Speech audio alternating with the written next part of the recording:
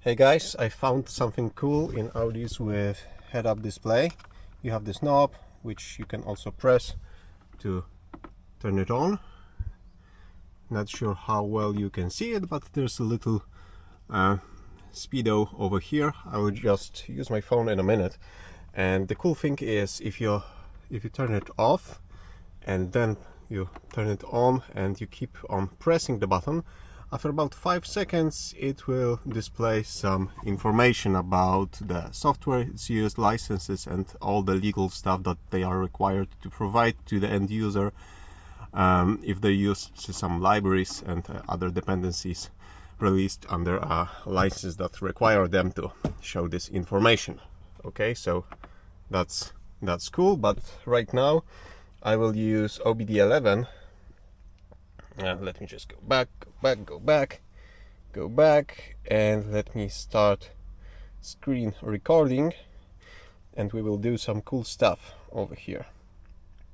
Okay, so let's go to control units and let's scroll all the way down to head-up display. Where is it? 82, head-up display. Over here we are going to change the service, the session, diagnostic session, to development mode. By default you will be in diagnostic mode, and let's go to development mode. Success. And now let's go to adaptation, and in adaptation go to developers menu, change from not active to active, slide to right,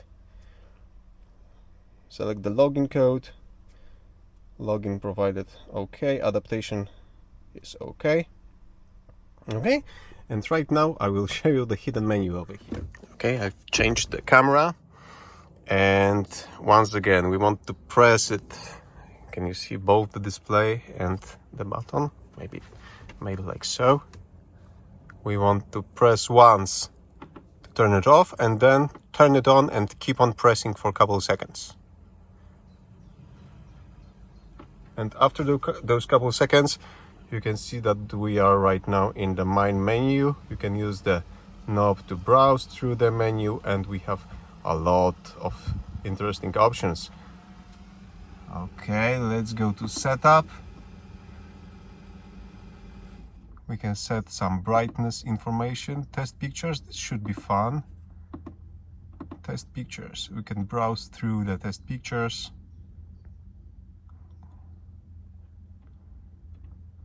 A lot of adjustment patterns and test display images to test the display if there are no dead pixels, if it's centered, and so on.